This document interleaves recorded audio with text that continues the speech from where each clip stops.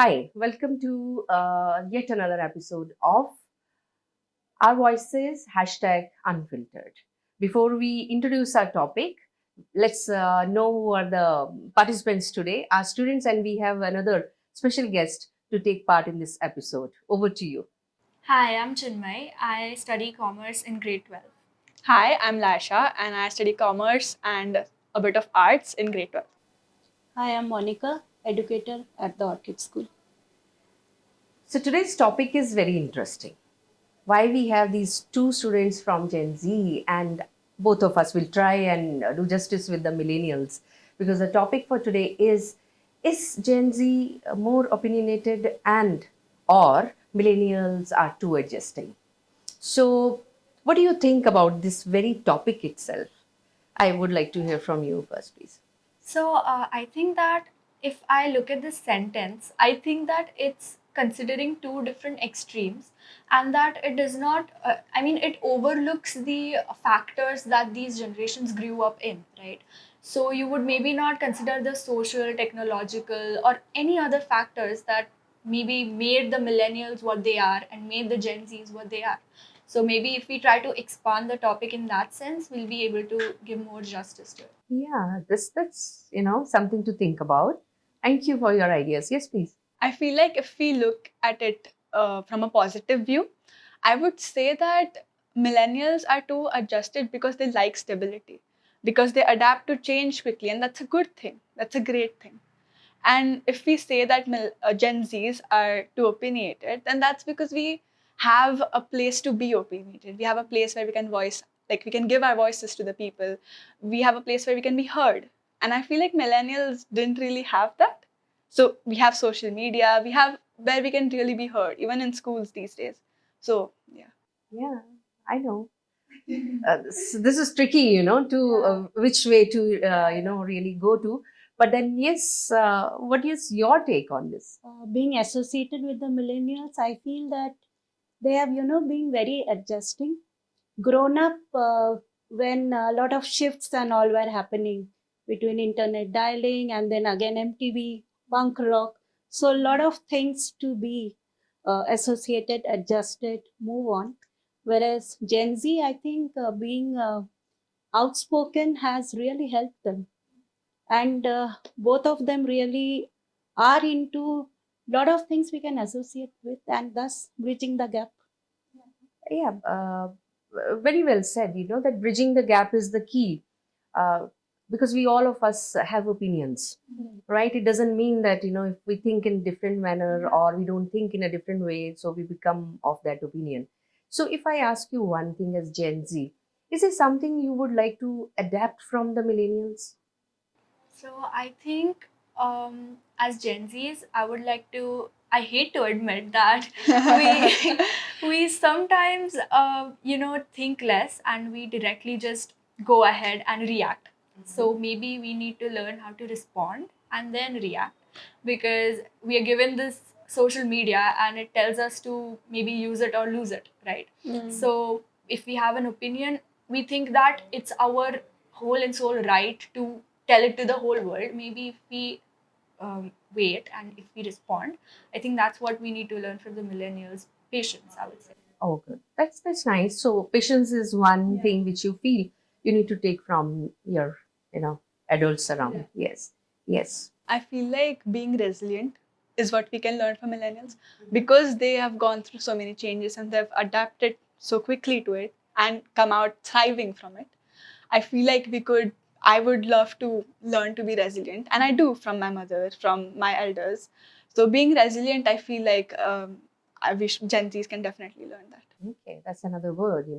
So somewhere we all should feel good that we have those things which they at least look up to.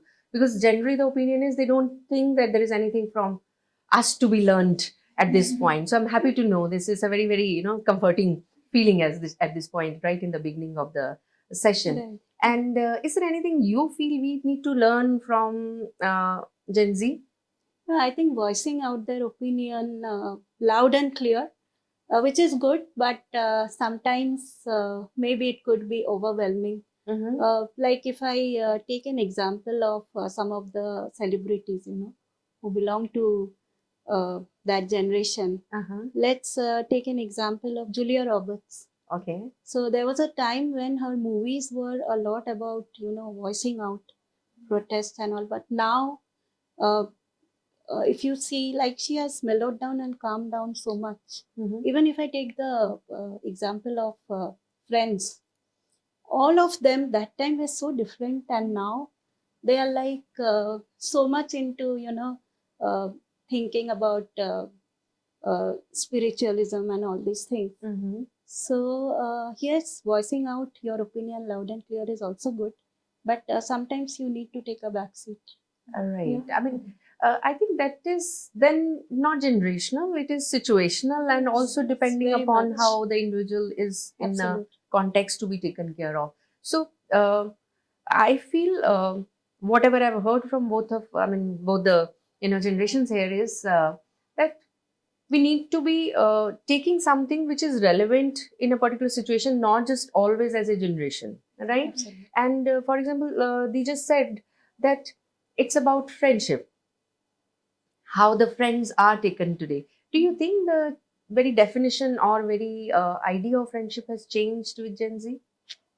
So, if I take this example, I think that in the older times, friendships were more about the time you spent and the moments you had together. And unfortunately, now I'm not generalizing this, but now it's more about how much of a popularity you're gaining within your friend groups, and that has become the definition of friendships, right? Which is not particularly a good thing. But yeah, again, not generalizing, but something that I have observed. Do you agree? Like, it's more about likes and how many Yeah. hearts you get. Yeah, I mean, definitely, because Gen Zs are opinionated, I feel like it's difficult to find people who you will connect with because everyone has different opinions. And their opinions are, they say it out loud because obviously they voice their opinions. So it's difficult to find people who you connect with, but when you do, it's great. Which means within Gen Z also to find like-minded opinions or the people those with the same kind of opinion is much more a challenge. I would say not difficult.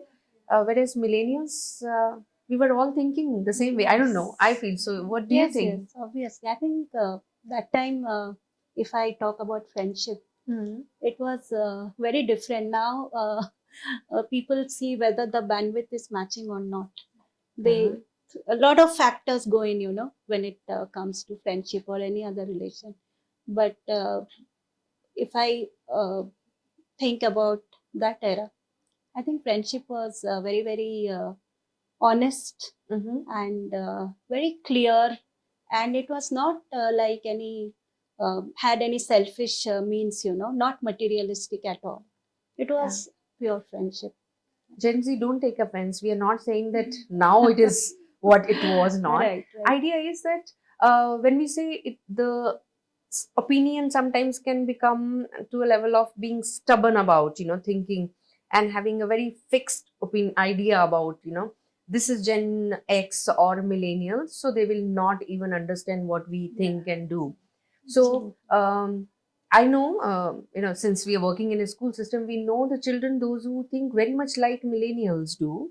And we have also known and, interacted with the adults who think very much like the Gen Z people. So, which means they are influencing each other without even Yes. probably us knowing about it. So, one thing which comes in my mind after this is, do you think the language has to change just because the generation is moving ahead? Because the kind of language the generation uses, no offenses, good, interactive, but does the evolution of language required along with the evolution of do you think it's required? So do you think the language also have to go through that kind of a change, evolution, just to prove that we are next generation? So I think language, it wasn't really a sort of indicator of what generation you belong in. It just evolved. It just happened, right? It wasn't under anyone's control. But yeah, there is a stark difference between the languages that are there, because I mean, yeah, the slang is pretty. I mean, if you ask a millennial and if we just start speaking in our slang, they would probably not understand a single I word. would. I won't be able to. Right. So yeah, definitely it creates some communication gap that I would say definitely. So I think we should just maybe try to tone it down when we are in a different setting if we just look at it in that way. Otherwise, I think that the way it got created, I don't think we were in under control. It just, it happened. People started creating words and we started adapting them in our own languages.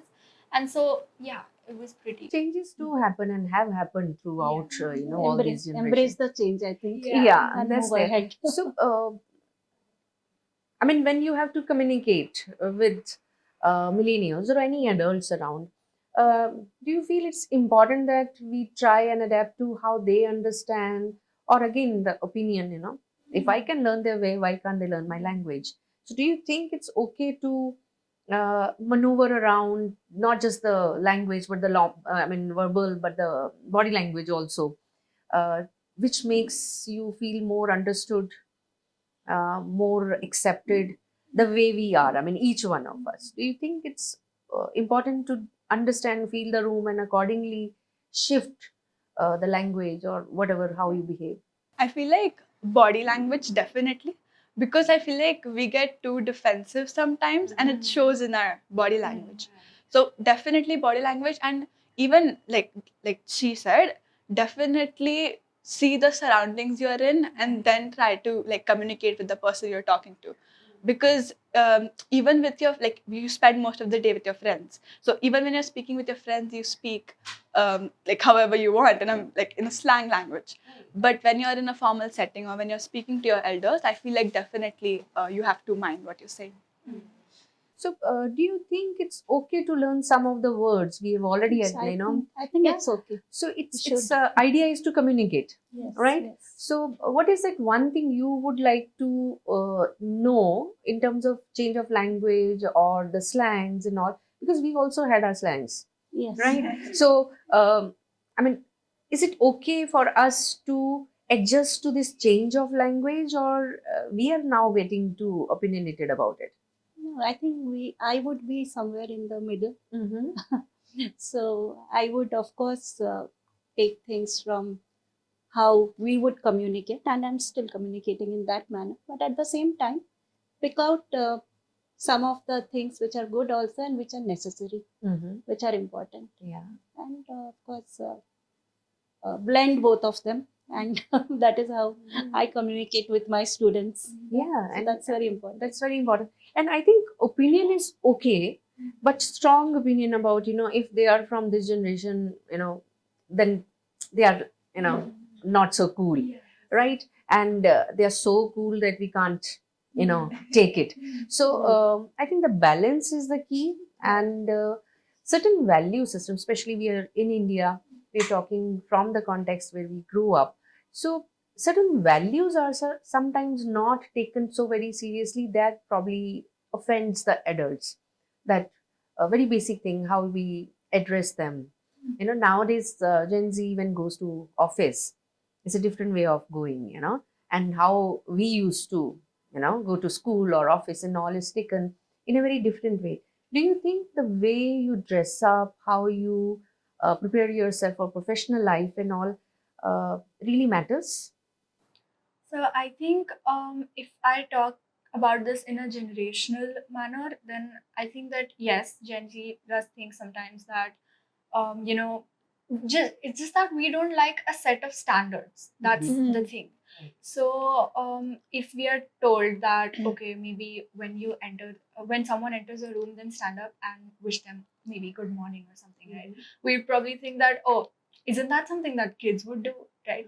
So maybe we would like hold back and we're like, okay, I'm not doing this, right? Maybe we would think that that's not cool enough, right? Yeah. So that's the main issue. That's where the whole problem lies, and maybe that's why we don't do stuff that looks very good to the others. So, and that's where we look like we are not ill mannered, right? But it's just that we don't like settling ourselves in a set of standards that have been set by others, right? So maybe that's why in professional world, but yeah, we need to sometimes do that because we can't just not abide to rules. That's not going to work. So in professional settings, we need to find a balance between abiding to the rules and also somehow listening to what you want to do. So she mentioned about standards, Yeah. right? So standards have to be there, but these can change and evolve as well. So what are the standards you have in mind when you think about your professional setup or any formal setup? That these are the standards I will not compromise on, and rest everything can go around it. So what are few things which you have as a representative of Gen Z? So the standards which we should not compromise on would definitely be the way you dress, the way you speak to someone who's elder to you, or even if they're not elder to you by age, but if they're senior to you, you still have to speak to them with respect, which I feel like Gen Z struggle with. So definitely you can't compromise on that. When you are professional, you have to be professional. When you're formal, you have to be formal. But why that struggle? I mean, what stops you from doing? I mean, from this generation to, and when I talk about Gen Z, I'm talking about the globe. It's not just India or this school or this these two kids, if I can say. Yeah. So, what stops? I mean, giving somebody the attention to say good morning or just a hi or something, or accommodating some realities from their side. That accommodation, as we said, millennials are all, because I feel Gen Z is accommodating to so much which is happening around them. Maybe the situations, places, and the realities around, but not to the people. This is what I have realized. So what is that inhibition? Just because it is said, so I will not do, or I am not convinced why you say this. What do you think about this? I think it's just because it's said that I won't do it. I think, like, maybe for most of the people, it's that. Because then it's like, why should we do it? Like, it's why shouldn't the other person do it? Why are we the first ones to do it? But, like, we have to understand that because, like, greeting a teacher, for example, we are students and she's the teacher. So we have to greet her no matter what the circle. Even if she doesn't greet you back, you still greet her because she's a teacher. You value her because she teaches you. So I feel like that. I would like to just emphasize the thing when you said we have to, right? So I think Gen Z and millennials, I'm Gen X, so I can talk about have to, but nowadays more talk is more about ought to be. If it comes from within, it will happen. If it is not that I feel about, and I will probably struggle to follow it. When they talk about like these struggles in terms of why should I do this just because it is said? Do you think how it is said also matters? Yes, I think it matters a lot. Mhm. And for me, one opinion which I have, Mhm. like respect and these things need to be earned. Yeah, That also is there. of course, of course. So they know that yes, they have to do it. But again, as she said, they need to be convinced. Mhm. And I have seen there is a trend of being a bit selective also. Mhm. So, yes, I think they need to, be convinced as well as think that yes, it has to be done. Yeah. So, somewhere there has to be that balance. As you said, they're struggling with that. Mhm. So, it shouldn't be like, yes, I need to do it, and so I have to. They should understand that why I am doing it. I think once the reason is clear and you get clarity that, yes, this is the reason why I'm doing it and I need to do it, then I think everything falls into place. That's there. And I also personally, while I'm talking to you, so much is coming in my mind that what you're talking about, probably we also have spoken about all this with our elders and elders at Absolutely. home. Only probably the context was a little different, the exposure was little less, but this generation gap is going to be there forever. Today we feel it's widened up because maybe I feel, it's just my opinion, that the influence of the West is too much. Earlier generations would change from Indian generation to Indian generation and all, but now it's a global setup, and then the gaps and the Yeah, visible. it's Yes. visible that there's a lot of influence, because At our time, probably it would be just like, I'm not going to wear sari, but I'll wear only suit, and I'm not Yes, going to wear a yes. suit. And it's like now something totally different. So just to wrap it up, I want one last question from answer from all of you, that if there is one thing you would like to change about this generational gap and want to bring everyone to a point where we agree to disagree, but what is it one thing which can change this very opinion based or accommodation based realities from both the ends? What would you feel? So, as you just mentioned, that at some point of time, you guys were Gen Zs too, right? So, I think that this generational gap, this term, will never actually go away, and it cannot possibly go away. It's inevitable, and so we're better off just accepting the fact that it will exist no matter what. So, how about we don't maybe make judgments about a whole generation as a whole? Yeah, right. Labeling them as one like giving them one adjective, right? Right. Maybe we should not do that, and maybe we should just accept the fact that that person has grown up in a different setting. I have grown up in a different setting. Let's bridge this gap. But as a whole, I think yeah, the gap that will exist will exist. It cannot possibly go. We should not try thinking too much about it. Just Yeah, accept it. yeah. Yeah. I adding on to what she said, the one thing we can do is accept that I'm gonna be like this and the other person gonna be like, and meet in the middle. I feel like you adjust a bit to them, they'll adjust a bit to you, and you'll meet in the middle where we agree to disagree. So yeah. That's important to come to a point where we say, I pick that up from you and you take it from me, and then let's create some beautiful Absolutely. next generation maybe. Yeah. Yes. I feel there should be more of conversation in this era of everything which we have, shortened. Yeah. So little more of conversation, understanding each other, and as they said, accepting each other with whatever negative, positive, whatever is there, just accept each other. Yeah. That works. So I'll just say it in one word.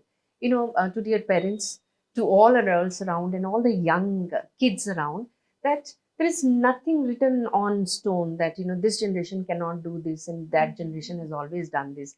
I have seen Gen Z singing songs from old era, Lata Mangeshkar, and I've seen millennials and now Gen X humming the songs of Coldplay. Right. That fusion, I think, is something which we really need to work on, and keep this going in terms of conversations, understanding each other, because opinion is something which we create, and based on that we adjust to each other. So it's not millennials only, those who always adjust. I have seen Gen Z also adjusting to a lot of realities, because the exposure is so much, whether to take this, not take that, and to adjusting to their own choices and whatever is offered.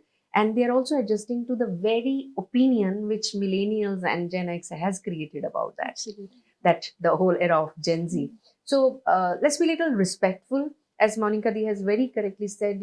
Irrespective of the age, generation, and all, just earn that respect for yourself. That person just looks at you, and then even the nod says that I respect you. Right?